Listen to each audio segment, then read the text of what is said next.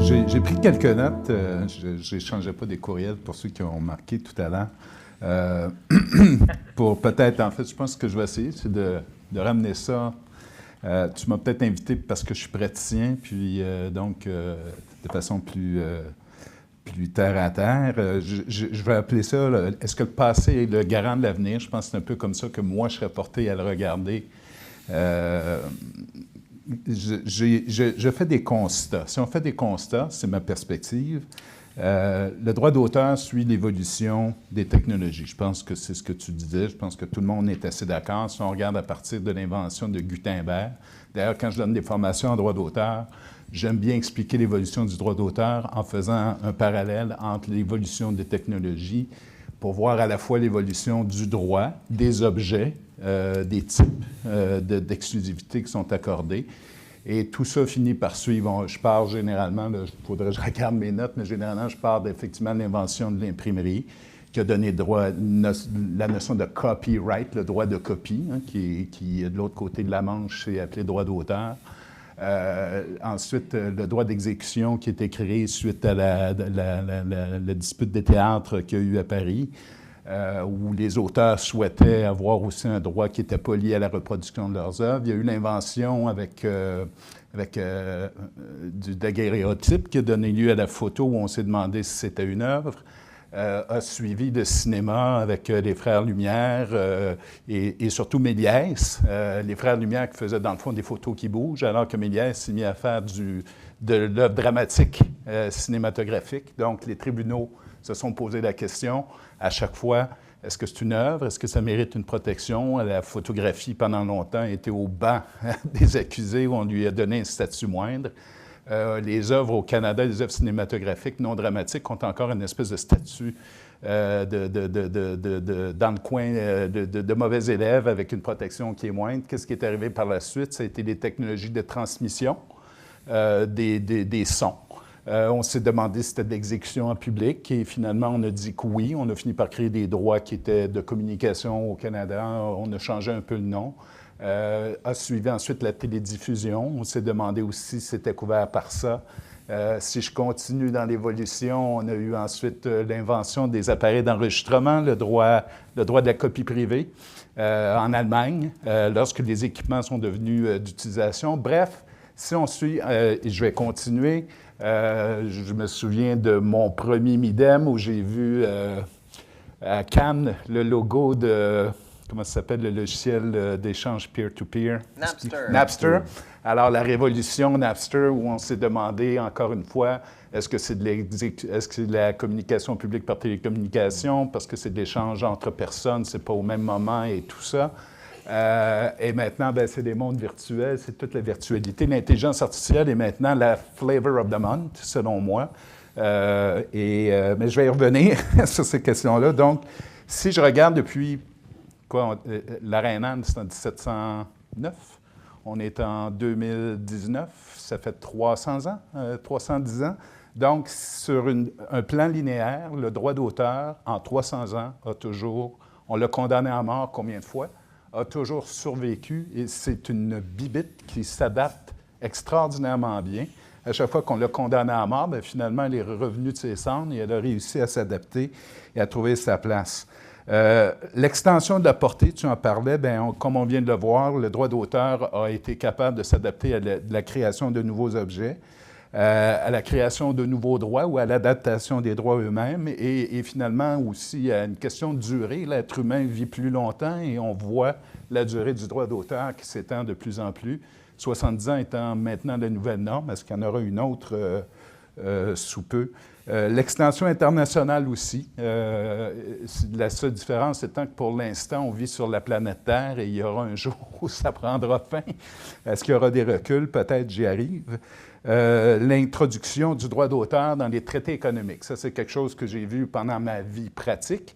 Un droit d'auteur qui n'avait pas de dents, comme on disait, c'était des traités qui n'avaient aucune forme de sanction, qui soudainement ont été introduits comme des composantes des traités internationaux en matière économique pour que les États, dont généralement qui avaient intérêt, dont le PIB en termes de droits d'auteur était positif, voulait s'assurer d'être en mesure de pouvoir imposer des sanctions à des pays qui consommaient davantage les œuvres de ces pays-là. Donc, on les a mêlés au traité économique pour leur donner des dents.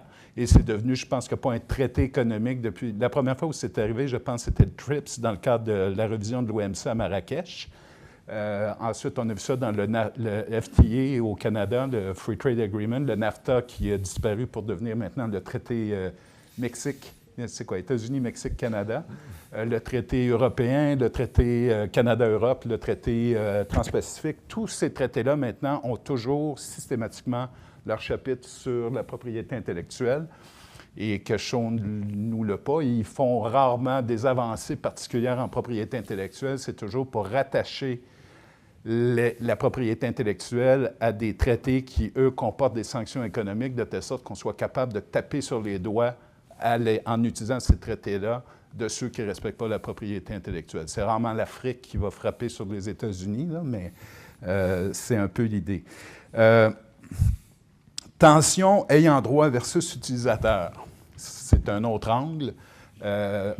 Il me semble, mais je peux me tromper, que depuis 300 ans, le droit d'auteur a toujours pris de plus en plus d'importance au bénéfice des auteurs, sauf, je vous dirais, c'est ma perspective canadienne, au Canada dans les 10 dernières années, où il y a eu un recul marqué.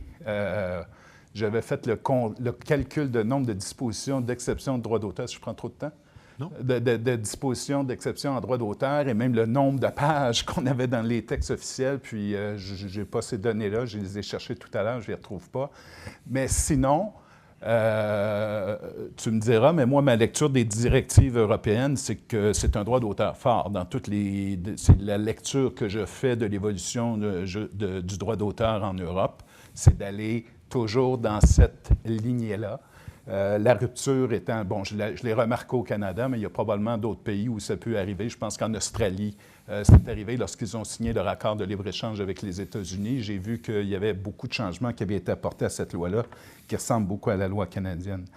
L'Europe, c'est ça, je disais, protection forte par les directives. Au Canada, c'est l'inverse dans les dernières 10 années. Mais est-ce qu'il y aura un retour de balancier? Certains le pensent avec le gouvernement actuel. Mais certains ont été... enfin, là, je vais faire de la politique, mais il y a bien des choses qu'on s'attendait de la part de ce gouvernement-là qui s'avèrent être plus de la poudre aux yeux. Alors, on ne sait pas trop où ça va aller. Alors, une fois que j'ai fait ces constats-là, quelle déduction je peux en faire?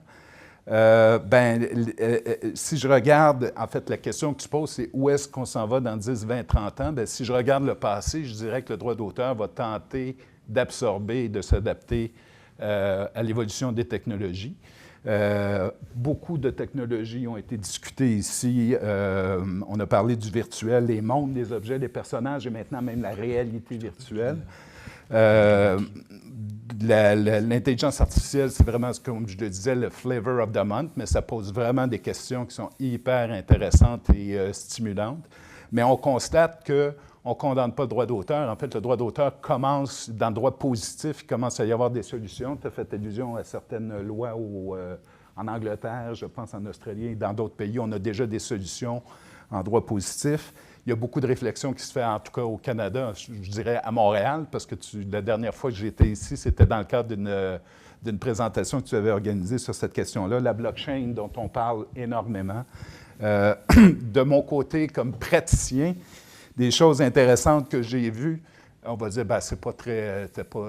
Mais bref, quand j'ai été confronté à ça, il y avait la question du motion capture. Je travaille aussi dans le domaine des jeux, des jeux interactifs multimédia.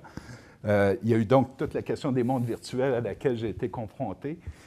Comment ça fonctionne, les règles applicables à ces questions-là, la question droit d'auteur, la question aussi de la propriété des droits. On est ici en droit d'auteur, mais c'est une autre question qui est fascinante dans ce domaine-là. Pourquoi le motion capture? Bien, j'en parle parce que tu parlais tout à l'heure de la confusion entre le droit d'auteur et les droits voisins. Et quand on négocie des ententes collectives, il faut se poser parfois des questions très pratico-pratiques. Et j'ai constaté que ceux qui créaient des jeux pour faire du mouvement, c'était des auteurs qui créaient des programmes pour coder des choses qui permettaient de faire des mouvements.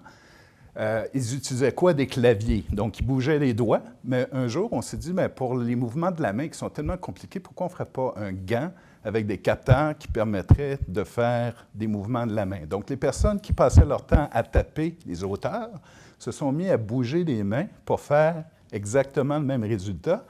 Et un jour, ce n'est plus juste le gant, c'est le corps au complet qui est devenu l'outil d'un auteur, son crayon, son clavier, c'est devenu son corps. Et donc, ça pose la belle question de savoir est-ce que l'interprète dont on capte les vecteurs de mouvement est un auteur et un interprète à la fois. La limite devient complètement floue et difficile à distinguer. Et une fois qu'on a pris ces vecteurs de mouvement-là, est-ce qu'on a affaire à l'essence d'une prestation d'un artiste? Si on l'affube d'un décor, d'un corps qui appartient à quelqu'un, on voyait des avatars, bien, ça se fait, ces choses-là. Puis il y a des visages et des voix qui sont apposés à ces gens-là. Donc, on mélange à la fois le droit d'auteur, le droit voisin, et le droit à l'image, le droit à la voix, les droits de la personnalité. C'est pas de la futurologie, c'est de la réalité d'il y a 15 ans, dont je me souviens d'avoir été confronté à ça, et on devait se poser ce genre de questions-là. Une des choses sur lesquelles j'ai eu à travailler cet été, c'est des projets de recherche sur les logiciels faciaux. On le voit de plus en plus. Je voyais ça à la télévision hier. Il y aura un reportage sous peu où on voit que Barack Obama, on lui fait dire des choses alors qu'il n'a jamais dit ce genre de choses-là. Encore une fois, c'est de la technologie, c'est du logiciel qui est appliqué à des représentations visuelles qui viennent toucher au droit de la personnalité, à l'œuvre qui est l'œuvre audiovisuelle.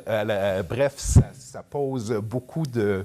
Donc, si, encore une fois j'ai fait mon constat, puis je regarde les déductions, bien, le droit d'auteur, me semble-t-il, arrive et cherche en tout cas à s'adapter à ce genre de choses-là. Mais qu'est-ce que nous réserve réellement l'avenir? J'ai toujours des difficultés à savoir ce qui va se passer demain, alors savoir ce qui va se passer dans 30 ans, j'en sais rien. Donc, pour résumer, capacité d'adaptation, bien, je pense que oui, le droit d'auteur est capable de le faire. Il y a des réflexions en marche sur à peu près toutes les questions dont on parle là, et même d'autres. Je suis fasciné par l'exercice que tu as fait. Je te félicite encore. L'extension se poursuit. Et son niveau international, elle se poursuit, mais comme je disais, le monde est un monde fini au sens positif, là. Alors, je pense qu'elle va aussi, à un moment donné, avoir atteint à peu près l'ensemble des pays du monde. Les traités économiques, ça se poursuit dans tous les traités. La question de la tension entre les droits des utilisateurs et des ayants droit, je ne sais pas où elle va aller. J'ose croire qu'il y aura toujours un équilibre. L'être humain étant ce qu'il est, on cherchera éventuellement à l'atteindre. Et si tu me permets, j'ai aussi retracé quelque chose de fascinant que j'ai lu cet été. Croyez-le ou non, pendant mes vacances, j'ai décidé d'aller voir sur le site de l'OMPI qui a mis en ligne tous les rapports des révisions, de chaque révision de la Convention de Berne, et je me suis amusé à lire ces rapports-là. Et je suis tombé sur quelque chose que j'ai envoyé d'ailleurs à David Nimmer, qui devait être ici aujourd'hui. Quand je suis tombé là-dessus, j'en venais pas. Quand on parle je pense que ça va bien finir en tout cas notre présentation en avant. Vous me permettez de le retracer. Ce ne sera pas très long. Excusez-moi, j'y arrive. Tu pourrais peut-être ce n'est pas ici. Pardon? Vincent qui me propose de danser en attendant. Ah oui, tu pourrais faire ça. Ah oui, voilà. J'avais écrit à David Nimmer, je viens de tomber sur ce passage, David qui parle très bien le français, des actes de Stockholm, il y a plus de 50 ans. Alors, je vous lis le passage. Je pense que ça va bien ouvrir la discussion. Donnez-moi 2 petites secondes. Alors, acte de la conférence de Stockholm, 1967, volume 1, page 766. Paragraphe 285, intervention des États-Unis d'Amérique sur la Convention de Berne, déclaration présentée par M. Kammerstein, du Register of Copyright, Library of Congress, au nom de la délégation des États-Unis d'Amérique. C'est en français, parce que les délibérations à l'époque se faisaient en français. Alors, je vous lis le passage. Je pense que ça va bien conclure. Au cours des 2 dernières années, on est en 67, là, OK? Nous avons été témoins aux États-Unis d'un début de révolution sociale provoquée par l'emploi de plus en plus répandu d'ordinateurs, connus également sous l'appellation de système d'emmagasinement et de rappel des informations, 67, ou de machines de traitement de l'information. Il semble évident que les États-Unis, et en fait tous les pays du monde, sont au seuil de l'âge de l'informatique. Nous avons déjà remarqué que les ordinateurs, ou plutôt ceux qui en assurent le fonctionnement, font une consommation énorme d'œuvres protégées par le droit d'auteur. 67, là. OK?